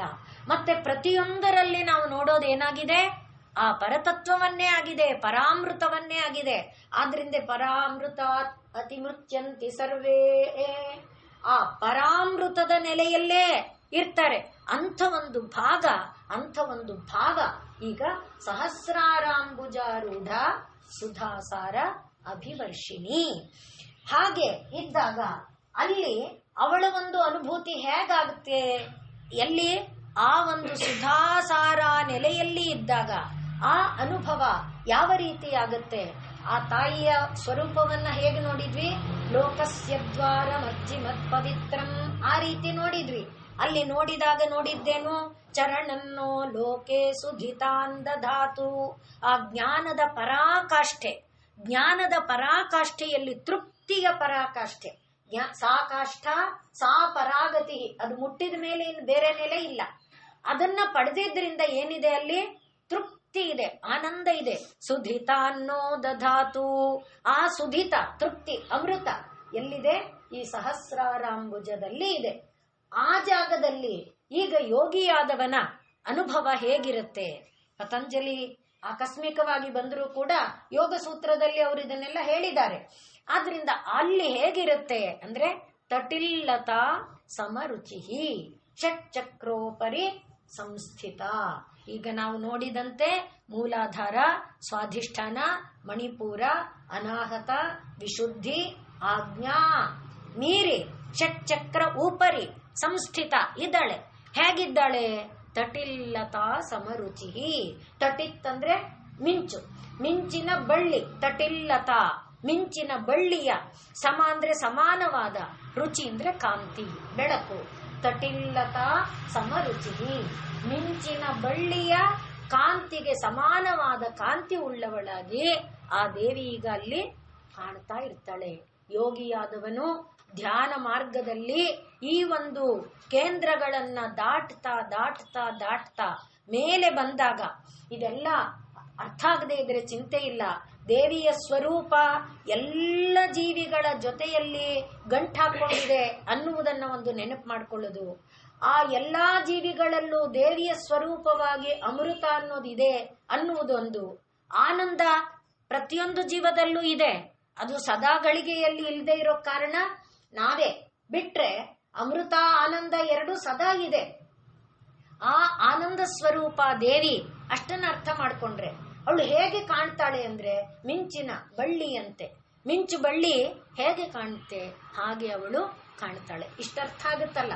ಮಿಕ್ಕಿದ್ದು ಯೋಗ ಮಾರ್ಗ ಅದೆಲ್ಲ ಬೇಡ. ಆದ್ರಿಂದ ತಟಿಲ್ಲತಾ ಸಮರುಚಿ. ತಟಿತ್ ಅಂದ್ರೆ ಮಿಂಚು, ಲತಾ ಅಂದ್ರೆ ಬಳ್ಳಿ. ಮಿಂಚಿನ ಬಳ್ಳಿಗೆ ಸಮ ಅಂದ್ರೆ ಸಮಾನವಾದ ರುಚಿ, ಕಾಂತಿ ಉಳ್ಳವಳು. ಮಿಂಚಿನ ಬಳ್ಳಿಗೆ ಸಮಾನವಾದ ಕಾಂತಿ ಉಳ್ಳವಳಾಗಿ ಏನಾಗಿದ್ದಾಳೆ, ಷಟ್ಚಕ್ರ ಉಪರಿ ಅಂದ್ರೆ ಇಲ್ಲಿಂದ ನೆಗೆದು ಅಲ್ಲಿ ಹೋಗಿ ಕೂತ್ಕೊಂಡಿದ್ದಾಳೆ. ನೆಗೆದು ಹೋದ್ಲೋ, ಹಂತ ಹಂತವಾಗಿ ಹೋದ್ಲೋ ನಾವು ನೋಡ್ತಾ ಬಂದಿದ್ದೇವೆ. ಹಾಗೆ ಬ್ರಹ್ಮ ಗ್ರಂಥಿಯನ್ನ, ವಿಷ್ಣು ಗ್ರಂಥಿಯನ್ನ, ರುದ್ರ ಗ್ರಂಥಿಯನ್ನ ಭೇದಿಸಿಕೊಂಡು ಅಲ್ಲಿ ಹೋಗಿ ಆಕೆ ಕುಳಿತಿದ್ದಾಳೆ. ಷಟ್ಚಕ್ರೋಪರಿ ಸಂಸ್ಥಿತ. ಅದನ್ನೇ ತಾನೇ ಉಪನಿಷತ್ತು ಹೇಳುತ್ತೆ. ನೀವಾರ ಶೂಕವತ್ತನ್ವಿ ಪೀತಾಭಾ ಸ್ವತ್ಯಣೂಪಮಾ ತಸ್ಯಾ ಶಿಖಾಯ ಮಧ್ಯೆ. ಅವಳು ನೀವಾರ ಶೂಕದಂತೆ ಸಣ್ಣಗೆ ತೆಳುಗೆ ಇದ್ದಾಳೆ. ಅಲ್ಲಿ ಇದರಲ್ಲೂ ಕೂಡ ಬರುತ್ತೆ ಏನು, ನೀಲತೋಯದ ಮಧ್ಯಸ್ಥಾತ್ ವಿದ್ಯುಲ್ಲೇಖೇವ ಭಾಸ್ವರ. ನೀಲ ಅಂದ್ರೆ ಕಪ್ಪು, ತೋಯದ ಅಂದ್ರೆ ಮೋಡ. ನೀಲ ತೋಯದ ಕಪ್ಪು ಮೋಡದ ಮಧ್ಯಸ್ಥಾತ್ ಮಧ್ಯದಲ್ಲಿ ವಿದ್ಯುಲ್ಲೇಖ ಮಿಂಚಿನ ಬಳ್ಳಿಯಂತೆ ರೇಖೆಯಂತೆ ಭಾಸ್ವರ ಹೊಳಿ ಹೊಳಿತಾ ಇದ್ದಾಳೆ. ಅದನ್ನ ಯಾರು ಕಂಡಿದ್ದು? ಯೋಗಿಯಾದವನು. ಯಾರೋ ಋಗ್ವೇದ ಯೋಗಿಯಾದವನು ಕಂಡದ್ದು ಅದೇ. ಈ ಒಂದು ದೇವಿ ಲಲಿತಾ ಸಹಸ್ರನಾಮವನ್ನ ಹೇಳಿದ ಯೋಗಿ ಕಾಣೋದು ಅದನ್ನೇ. ಆದ್ರಿಂದಲೇ ಅಲ್ಲಿ ನಾವು ನೋಡೋದು ನೀಲತೋಯದ ಮಧ್ಯಸ್ಥಾತ್ ವಿದ್ಯುಲ್ಲೇಖೇವ ಭಾಸ್ವರ. ಅಲ್ಲಿ ಅವಳು ಹಾಗಿದ್ದು ಹೇಗಿದ್ದಾಳೆ? ನೀವಾರ ಶೂಕವತ್ತನ್ವಿ. ಸಣ್ಣಕ್ಕೆ ಮಿಂಚು ಹೇಗೆ ಕಾಣುತ್ತೆ? ಮಿಂಚನ್ನು ನೋಡಿದೇವಲ್ಲ, ಆ ಮಿಂಚು ಹೇಗೆ ಕಾಣುತ್ತೆ? ಮತ್ತೆ ಮಿಂಚಿನಿಂದ ಆಗೋದೇನು ಹೇಳಿ? ಕಪ್ಪು ಮೋಡ, ಗಾಢ ಕತ್ತಲೆ. ಮಿಂಚಿದ ತಕ್ಷಣ ಇರೋದೆಲ್ಲ ಕಾಣುತ್ತೆ, ದಾರಿ ಕಾಣುತ್ತೆ, ಯಾವುದೋ ಪ್ರಾಣಿ ಕಾಣ್ತಾರೆ, ಬರ್ತಾ ಇರೋರು ಕಾಣ್ತಾರೆ ತಾನೆ. ಹಾಗೆ ಆ ಒಂದು ಮಿಂಚು ಕ್ಷಣ ಮಾತ್ರದಲ್ಲಿ ಬಂದ್ರು ಎಲ್ಲಾ ಬೆಳಕು. ಆದ್ರಿಂದ ಇಲ್ಲಿ ಅವಳು ಆ ಮಿಂಚಿನಂತೆ ಬೆಳಕನ್ನು ಕೊಡ್ತಾ ಇದ್ದಾಳೆ. ಕಾರ್ಗತ್ತಲೆ ಏನಾಗಿತ್ತು? ನಮ್ಮನ್ನ ಕವರಿಕೊಂಡಿರುವಂತ ಕಾರ್ಗತ್ತಲೆ ಯಾವುದು? ಈ ಶರೀರ ನಾನು. ಅದಕ್ಕೆ ಅದನ್ನ ತಮಸ್ಸನ್ನೋದು, ಗಾಢಾಂಧಕಾರ. ಅದನ್ನ ಕತ್ತರಿಸಿ ಹಾಕ್ತು. ಶರೀರದಿಂದ ಮೇಲಕ್ಕೆ ಬಂದು ಏನೋ ಒಂಚೂರು ಬೆಳಕಿತ್ತು, ಮನೇಲಿ ಹಚ್ಚಿದ ಒಂದು ಪುಟಾಣಿ ದೀಪತ್ತರ. ಅದನ್ನು ಕೂಡ ಮೀರಿದ ಪ್ರಕರ್ಷವಾದ ಬೆಳಕನ್ನ ತೋರ್ತಾ ಸೂರ್ಯ ಬಂದಾಗ ಈ ಮಂದ ದೀಪ ಏನಾಗತ್ತೆ? ಯಾವ ಪ್ರಯೋಜನಕ್ಕೂ ಇಲ್ಲ. ಆ ರೀತಿಯಾದ ಬೆಳಕಾಗಿ ಅವಳು ಏನ್ ಮಾಡಿದ್ಲು? ಹೇಗೆ ಇಲ್ಲಿ ನಾವು ನೋಡಿದ್ವಲ್ಲ, ಚರಣನ್ನೋ ಲೋಕೆ ಸುಧಿತಾಂದಧಾತು. ನಿನ್ನ ಪಾದಾರವಿಂದ ತೃಪ್ತಿಯನ್ನ, ಜ್ಞಾನದ ಬೆಳಕನ್ನ, ಅಮೃತವನ್ನ ಕೊಡಲಿ ಅಂತ ನಾವೇನ್ ನೋಡಿದ್ವಿ, ಅದನ್ನ ಅದು ಕರುಣಿಸ್ತೆ. ಆದ್ರಿಂದ ಅಲ್ಲಿ ಆಕೆ ತಟಿಲ್ಲತಾ ಸಮರುಚಿ, ಮಿಂಚಿನ ಬಳ್ಳಿಯಂತೆ ಅವಳು ಕಾಂತಿಯಿಂದ ಕೂಡಿದ್ದಾಳೆ. ಷಟ್ಚಕ್ರ ಉಪರಿ ಸಂಸ್ಥಿತ. ಹಾಗೆ ಅವಳಲ್ಲಿದ್ದುಕೊಂಡು ನಾವು ಮೇಲೆ ಇದರಲ್ಲೆಲ್ಲ ನೋಡುವಂತೆ ಮೇಲಿನಿಂದ ಅವಳು ಸಹಸ್ರಾರಾಂಬುಜಾರೂಢಳಾಗಿ ಸುಧಾಸಾರಾಭಿವರ್ಷಿಣಿ. ಇದನ್ನ ನಮ್ಮ ಶರೀರಕ್ಕೆ ನಾವು ನೋಡಿಕೊಂಡಾಗ, ಹಂಸ ಅಂದಾಗ ಪ್ರಾಣವು ಮೇಲೆ ಹೋಗಿ ಹಮ್ ಅಂತ ಸ ಅಂತ ಒಳಗೆ ಬರುವಾಗ ಅದು ತಂದಂಥ ಅಮೃತ ಎಲ್ಲೆಲ್ಲಿಗೆ ಬಂತು? ಬರೀ ನೆತ್ತಿಗೆ ಮಾತ್ರ ಬಂತಾ? ಬರೀ ಕಂಠಕ್ಕೆ ಮಾತ್ರ ಬಂತಾ? ಬರೀ ಕಣ್ಣು ಕಿವಿ ಮೂಗಿಗೆ ಮಾತ್ರ ಬಂತಾ? ಇಲ್ಲ. 72,000 ನಾಡಿಗಳು ಏನಿತ್ತು, ಆ ಎಲ್ಲ ನಾಡಿಗಳನ್ನು ಅದು ತೋಯಿಸ್ತು. ಎಲ್ಲಾ ನಾಡಿಗಳಲ್ಲೂ ಅದು ಅಮೃತವನ್ನು ತುಂಬಿತು. ಅಂಥ ಒಂದು ರೀತಿಯಲ್ಲಿ ಆ ದೇವಿಯ ದರ್ಶನ ಏನಾಗ್ತಾ ಇದೆ? ನಾವು ಪಿಂಡಾಂಡಕ್ಕೆ ಗಮನಿಸಿಕೊಂಡಾಗ ಶರೀರಾದ್ಯಂತದಲ್ಲಿರುವ 72,000 ನಾಡಿಗಳನ್ನು ಅದು ತುಂಬಿತು. ಆದ್ರಿಂದಲೇ ಏತಸ್ಮಾದ್ ಇದರಲ್ಲಿ ಬೃಹದಾರಣ್ಯಕ ಉಪನಿಷತ್ತಿನಲ್ಲಿ ಹೇಳುವಾಗ ಕಂ ಬ್ರಹ್ಮ ಖಂ ಬ್ರಹ್ಮ ಅನ್ನುವ ಪ್ರಾಣ ಬ್ರಹ್ಮ ಅಂತ ನಾವು ನೋಡಿದ್ವಲ್ಲ ಹಿಂದೆ. ಅಲ್ಲಿ ಹೇಳುವಾಗ ಋಷಿ ಏನ್ ಹೇಳ್ತಾ ಇದ್ದಾರೆ? ಏತಸ್ಮಾತ್ ಜಾಯತೆ ಪ್ರಾಣ. ಆ ಪ್ರಾಣ ಎಂಬುದು ಹೇಗೆ ಶರೀರಾದ್ಯಂತದಲ್ಲಿ ಅಮೃತವನ್ನ ತಂದು, ಶರೀರಾದ್ಯಂತದಲ್ಲಿ ಚೈತನ್ಯವನ್ನ ಕೊಟ್ಟು, ಶರೀರಾದ್ಯಂತದಲ್ಲಿ ಜ್ಞಾನಾದಿ ಬೋಧೆಯನ್ನ ಕೊಟ್ಟು ಬೆಳಗಿಸುತ್ತೋ, ಆ ರೀತಿಯಾಗಿ ಇದು ಆ ತಾಯಿಯ ಬೆಳಕು, ಆ ತಾಯಿಯ ಅಮೃತ. ಈ ಲೋಕದಲ್ಲಿ ಬೇಕಾದಂಥ ಸಮಸ್ತವನ್ನು ಕೊಟ್ಟು, ಈ ಲೋಕದಲ್ಲಿ ಬೇಕಾದ ಜ್ಞಾನವನ್ನು ಕೊಟ್ಟು, ಅಮೃತವನ್ನು ಕೊಟ್ಟು, ಪರಲೋಕದ ಒಂದು ಬದುಕಿನಲ್ಲೂ ಕೂಡ ಎಲ್ಲವನ್ನ ಮೀರಿದ ಸಾ ಕಾಷ್ಠ ಸಾ ಪರಾಗತಿ ಎಂಬ ನೆಲೆಯ ಅಮೃತವನ್ನು ಕೂಡ ಅದು ಕರುಣಿಸಿ ಕೊಡುತ್ತೆ. ಆದ್ರಿಂದ ಇಲ್ಲಿ ಅವಳು ತಟಿಲ್ಲತಾ ಸಮರುಚಿ ಷಟ್ಚಕ್ರೋಪರಿ ಸಂಸ್ಥಿತ. ಆಮೇಲೆ ಏನಾಗಿದ್ದಾಳೆ ಅವಳು ಅಂತ ಕೇಳಿದ್ರೆ, ಈಗ ಮುಂದಕ್ಕೆ ಹೋಗುವಾಗ ಹೀಗೆ ಹಂತ ಹಂತವಾಗಿ ಏರಿ ಹೋಗುವಾಗ ಒಂದೊಂದು ಜಾಗದಲ್ಲೂ ಕೂಡ ನಮಗೆ ಏನಾಗುತ್ತೆ, ಅನುಭವಗಳು ಆಗತ್ತೆ, ಸಿದ್ಧಿಗಳು ಆಗತ್ತೆ. ಹೇಗೋ ಪತಂಜಲಿಗಳು ಬಂದ್ರು, ಈಗ ಜೊತೆ ಆ ಪತಂಜಲಿ ಯೋಗವನ್ನು ನಾವು ತಗೊಂಡ್ರೆ ಅಲ್ಲಿ ನಾವು ಮೇಲಕ್ಕೆ ಏರ್ತಾ ಹೋಗುವಾಗ ಅನೇಕ ಬ್ರಹ್ಮಗ್ರಂಥಿಯನ್ನ ಭೇದಿಸಿದ ತಕ್ಷಣವೇ ಕೆಲವು ಅನುಭವಗಳು, ಕೆಲವು ಜ್ಞಾನಗಳು ಬರುತ್ತೆ. ಈಗ ಇತ್ತೀಚಿನ ಒಂದು ಫ್ಯಾಷನ್ ಅದು, ಯಾವ್ಯಾವುದೋ ಒಂದು ಯೋಗಗಳ ಸಾಧನೆಯನ್ನ ಮಾಡುವಾಗ ನನಗೆ ಈ ತರ ಅನುಭವ ಆಯ್ತು, ನನಗೆ ಆ ತರ ಅನುಭವ ಆಯ್ತು. ಅದರಲ್ಲಿ ಈ ಚಕ್ರವನ್ನ ಧ್ಯಾನ, ಚಕ್ರ ಧ್ಯಾನ ಇತ್ಯಾದಿ ಎಲ್ಲ ಹೇಳ್ತಾರೆ. ಆದರೆ ಆ ಅನುಭವ ಸುಳ್ಳಾಗಿಲ್ಲದೆ ಇರಬಹುದು, ಆದ್ರೆ ಆ ಅನುಭವದಲ್ಲಿ ನಾವು ನಿಲ್ಲಬಾರದು. ಆ ಅನುಭವದಲ್ಲಿ ನಿಂತರೆ ನಾವು ಮತ್ತೆ ತಮಸ್ಸಿಂದ ಏನು ಬಂದಿದ್ವಿ ಅದನ್ನು ಮೀರಿದ ತಮಸ್ಸೊಳಗೆ ನಾವು ಹೋಗ್ತೇವೆ. ಅದನ್ನ ತಾನೇ ಈಶಾವಾಸ್ಯ ಉಪನಿಷತ್ತು ಹೇಳುತ್ತೆ, ಅಂಧಂ ತಮಃ ಪ್ರವಿಶಂತಿ ಯೇ ವಿದ್ಯಾಂ ಉಪಾಸತೆ. ಅವಿದ್ಯೆಯ ಇದೆಲ್ಲ ಒಂದು ಲೆಕ್ಕ ಅಷ್ಟೇ, ಇನ್ನು ಅವಿದ್ಯಾ ಸ್ಥಾನದಲ್ಲೇ ಇದೆ, ಅದು ನಮ್ಮನ್ನ ಮತ್ತು ತಮಸ್ಸಿನ ಒಳಗೆ ಮುಳುಗಿಸುತ್ತೆ. ಆದ್ರಿಂದ ಅದನ್ನ ನಾವು ಭಾವಿಸಿಕೊಳ್ಳಬಾರದು. ಆದ್ರಿಂದಲೇ ಇಲ್ಲಿ ಹೇಳುವಾಗ ತಟಿಲ್ಲತಾ ಸಮರುಚಿ ಅಂತ ಹೇಳಿದಾಗ ಅದು ಮಿಂಚಂದ್ರೆ ವಿದ್ಯುತ್. ಆ ವಿದ್ಯುತ್ತಿನ ಹಾಗೆ ವಿದ್ಯುತ್ ಇದೆಯಲ್ಲ, ಮಿಂಚಿದೆಯಲ್ಲ, ಅದು ಎಷ್ಟು ಪವರ್ಫುಲ್ಲು ಎಲ್ಲರಿಗೆ ಗೊತ್ತಿದೆ. ಮನೆಯನ್ನೇ ಉರುಳಿಸುತ್ತೆ, ಹಸಿ ಮರವನ್ನ ಸುಟ್ಟು ಭಸ್ಮ ಮಾಡುತ್ತೆ. ಎಂಥ ಚೈತನ್ಯ ಅದರೊಳಗಿದೆ, ಅಂಥ ಚೈತನ್ಯ ಅದು. ಆದ್ರಿಂದ ಅದು ನಮ್ಮೊಳಗೆ ಏರುವಾಗ ನಮ್ಮಲ್ಲಿ ಎಷ್ಟು ಜಾಗೃತಿ ಇರಬೇಕು. ಆದಿಶೇಷನಲ್ಲಿ ಪರಮಾತ್ಮನನ್ನ ಹೊತ್ತಿದ್ದೇನೆ ಎಂಬ ಅಹಂಭಾವ ಬಂದಿದ್ದರ ಕಾರಣ ಏನಾಯ್ತು, ಅಂಥ ಒಂದು ಭಾವ ನಮ್ಮೊಳಗೆ ಬಂದರೆ ನಾವೇನಾಗ್ತೇವೆ, ಅದಕ್ಕೆ ಅವಕಾಶ ಕೊಡಬಾರದು ಅನ್ನುವುದಕ್ಕೆ ಪತಂಜಲಿಗಳು ಹೇಳುವಾಗ ಯೋಗಶಾಸ್ತ್ರದಲ್ಲಿ ಈ ಒಂದು ಸಂಬಂಧವನ್ನ ನಾವು ನೆನಪಿನಲ್ಲಿಟ್ಟುಕೊಳ್ಳದೆ ಹೋದರೆ, ಅಂದ್ರೆ ಈ ನೆಲೆಗಳಿಗೆ ಅಂಟಿಕೊಳ್ಳುತ್ತಾ ಇದ್ದರೆ ನಾವು ಮೇಲೆ ಏಳುವುದಕ್ಕೆ ಅವಕಾಶ ಆಗೋದಿಲ್ಲ. ಆದ್ರಿಂದ ಬಂದಂಥ ಭಾವದಿಂದ ಬಂದಂಥ ಸಿದ್ಧಿಗಳಲ್ಲಿ ಮನಸ್ಸನ್ನ ನಾವು ಕೊಟ್ಟುಕೊಳ್ಳಬಾರದು. ಹಾಗೆ ಆದ್ರಿಂದ ಇದು ವಿದ್ಯುತ್ ಅನ್ನುವುದನ್ನ ಉಪನಿಷತ್ತುಗಳು ಕೂಡ ಹೇಳುತ್ತೆ. ವಿದ್ಯುತ್ ಬ್ರಹ್ಮೇತಿ, ವಿದ್ಯುತ್ ಎಂಬುದೇ ಬ್ರಹ್ಮ.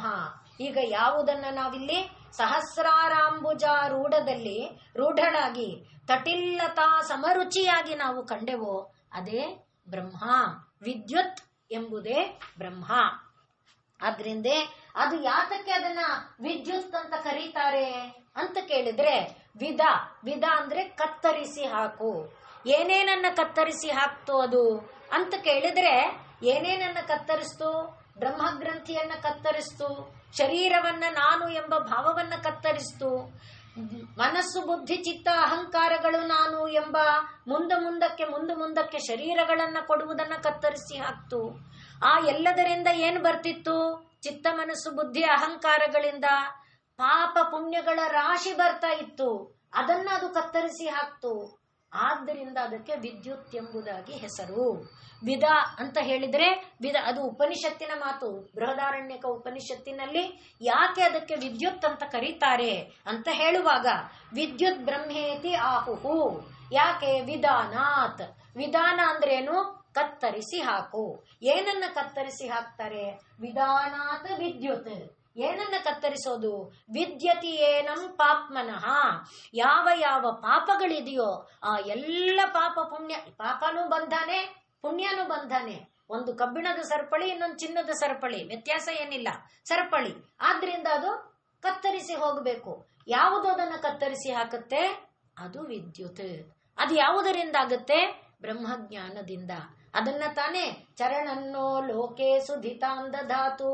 ಹಾಗೆ ನಾವು ಹೇಳುವಾಗ ಲೋಕಸ್ಯದ್ವ ಅದರನ್ನು ಚರಣಂ ಪವಿತ್ರಂ ವಿತತಂ ಪುರಾಣಂಗೇನ ಭೂತಸ್ತರತಿ ದುಷ್ಕೃತಾನಿ. ಆ ಪರಮ ಪಾವನವಾದ ಪಾದದರ್ಶನ ಏನ್ ಮಾಡ್ತು? ಈ ಸಹಸ್ರಾರಾಂಬುಜಾರೂಢ ಪಾದದರ್ಶನ ಏನ್ ಮಾಡ್ತು? ಪಾಪಗಳನ್ನೆಲ್ಲ ತಳಿಸಿ ಹಾಕ್ತು, ದಾಟಿಸಿ ಬಿಡ್ತು.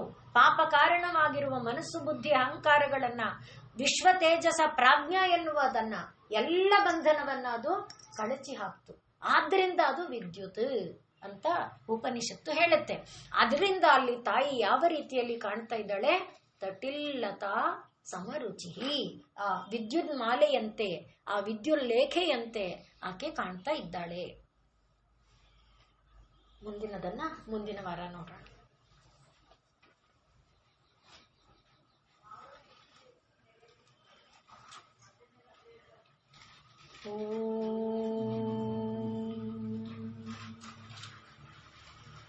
पूर्णमदः पूर्णमिदं पूर्णात् पूर्णमुदच्यते पूर्णस्य